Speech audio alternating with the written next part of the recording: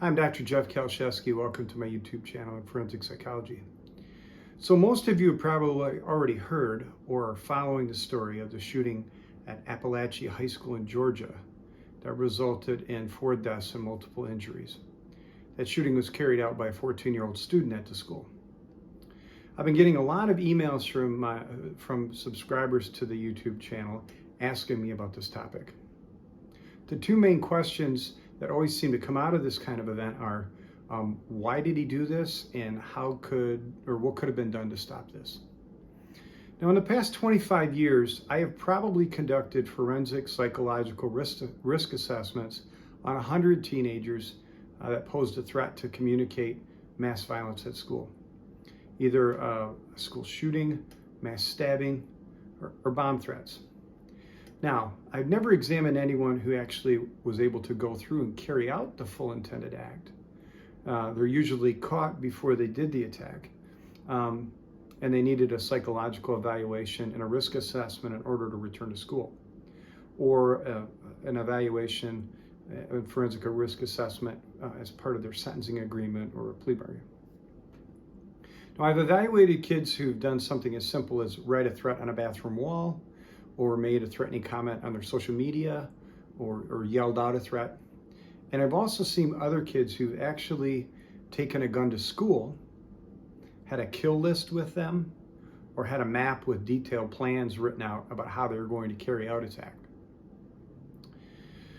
Now, today I'm going to focus on trying to understand someone who would carry out these types of attacks from a forensic risk assessment perspective. All right, now, as a forensic psychologist, when you are called to assess someone for their risk of carrying out mass violence in school, there's really no psychological test that you could give that could help you to try to determine that risk. So, what you have to do is you have to go to the research literature in order to try to understand this population and develop an approach to assess their potential risk. Now, as you can imagine, there is not a lot of research on this, believe it or not.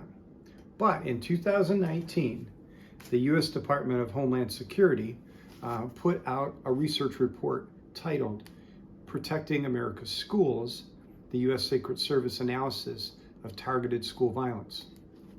This is definitely the best analysis that I have seen to try to understand what happens and the perpetrators of mass school violence. It's really well done.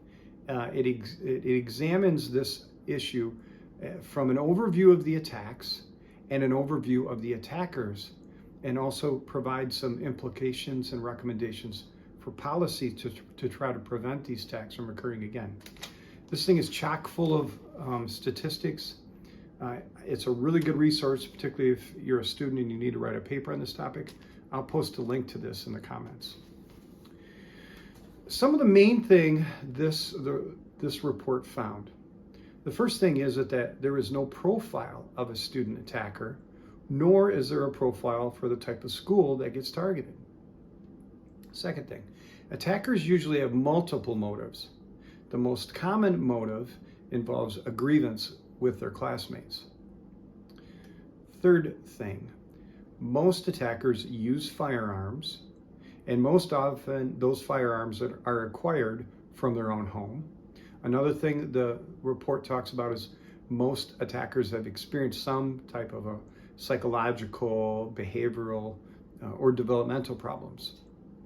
Another thing the analysis found, in their sample, half of the attackers had an intense interest in violent topics. Another thing, in their sample, all the attackers had experienced social stressors involving relationships with peers. In their sample, nearly every attacker experienced negative home factors as well.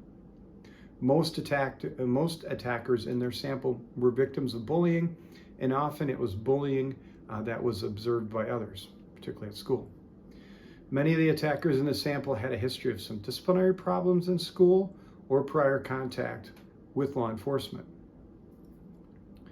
All of the attackers in their sample exhibited concerning behaviors or elicited concern from others because of their behaviors. Most of the attackers in their analysis communicated their intent to attack at some point prior to the attack. The report also provides data in regards to different demographics of the attackers in the school and other variables that are commonly examined in these types of cases. The report offers a few signs to watch for when concerned about whether or not a person may be at risk of carrying out a school-targeted mass violence. One is feelings and behavior are easily influenced by peers in this individual. Another thing is that this individual has likely been victimized or treated bad by peers. Alcohol and drug use is another thing they found in their sample that was important to see as a warning factor. Another one was that this is a person who tends to dwell on experiences of rejection or on injustices or on unrealistic fears. Another thing they found when looking at the attackers that it's not uncommon that this is a person who tends to react to disappointments or criticisms or teasing in an extreme or intense manner, and often blame others for their problems or have a desire for revenge. The analysis also found that these individuals tend to have increasing anger and aggression and destructive behavior prior to the attacks. The analysis found that these individuals frequently had a preoccupation or would associate with others who had a deep interest in destructive or violent behavior. There's a history in this sample of reports of these people being cruel or violent towards pets or other animals. In the analysis, they found that these people were often fascinated or obsessed with weapons or potential weapons.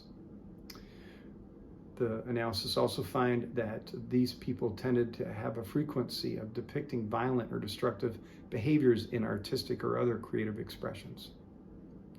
Now, in my experience, these characteristics I just mentioned are not uncommon, and I've seen these in a lot of cases I've been involved with. But there are also a lot of kids who match many of these variables or factors, and they don't plan or carry out school shootings. So what's missing? The one thing that I see when conducting risk assessments, and this is something that's really not written about, is that these kids seem to go through sort of a psychological process where they kind of get themselves ready or in a state of mind where they will be able to carry out these attacks. So I have sort of developed kind of an anecdotal model that I use based on my understanding of the research on violent risk assessment, and by doing these types of assessments over 20 years. This psychological process that I see in these kids that they go through that really helps to kind of prepare them to commit this mass violence at school is something I sort of refer to as kind of going down that road. This process involves a few dynamic or developing factors or steps or stages. The first thing we see is that we see an increase in social withdrawal or isolation. We see a change. You will hear family members or teachers talk about noticing that this kid seems to be isolating more. Second thing you'll see in this process, there is almost a systematic move or attempt to try to desensitize oneself to gore or violence. It sort of starts out with the kid consuming a lot of violent video games or horror movies. And then this first step includes also watching a lot of television or YouTube videos on murder, true crime, things like that. But this moves further, and they start to consume media that has more violent or graphic images. So I saw one kid that kind of got obsessed with reading about and watching videos about World War I atrocities. Another example, I saw a kid that was sort of obsessed with watching videos on the Holocaust, wars, murders. So it starts out by consuming all these produced programs. But then what you see is they move into more graphic videos, real life videos, graphic police videos, cell phone videos of violent crime. The more graphic, the better. Videos of people committing suicide, accidental death footage. Now, and I've seen a few of these kids who actually get into watching medical-oriented graphic videos like autopsies and brain surgeries. The next step or stage is they move into fantasy and planning of the event. This is where the child typically does a lot of research on how to carry out the act. They may research well-known or publicized cases of school shootings, for example. Oftentimes in this stage, they might make what's called a kill list, a list of classmates or staff they want to harm. Some kids I've seen actually start to practice their technique. I saw one kid that was going to do a knife attack, and he would test certain knives. Kids will start shooting guns more. Some kids will even go to school and kind of walk a determined path, sort of reconnaissance. They may actually draw out a map of the school. I've had several cases like that. Now at this stage, they may also emulate well-known school shooters. I saw kids who bought tactical gear similar to other cases of mass violence. One kid bought a trench coat similar to what someone wore during a well-known school shooting. Sometimes these kids at this stage start to stage with other people. Typically, they'll find someone online that is disenfranchised, feels like them, is thinking about carrying out this act, and we'll talk with this peer and fantasize together. Again, it's someone they usually find online who has similar grievances. Now, this last stage kind of takes the longest, sometimes several weeks to several months. I always look at how far they get through this stage. How far have they gone down the road? When they start to do physical reconnaissance of the school or pack a weapon to take to school, it sort of feels like, to understand what it feels like, kind of a practice run, then they're getting close to carrying out the act. The next step is actually carrying out the act. So, I don't think this is a matter where an attacker snaps. This is typically not an impulsive or impetuous act. It's usually well thought out. The child goes through this sort of psychological process that I describe above. I've talked with many kids who've gone through that and basically were hours away from carrying out the attack.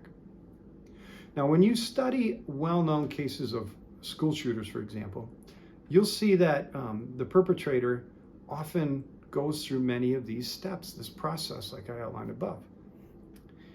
When someone goes through this process, it sort of separates the kid who says something dumb on social media or yells out a threat versus the kid who really presents a chilling risk to carry out mass violence. So there may be some disparity in the type of person who carries out school shootings or mass violence. Adult shooter versus a kid, mentally ill versus not. A couple of years ago, I was hired by a true crime YouTube channel to carry out a comparative analysis of 3 well-known school shooting cases. Now, in those cases that they highlighted in their program, we were able to talk about several common factors, but also differing factors among the attackers.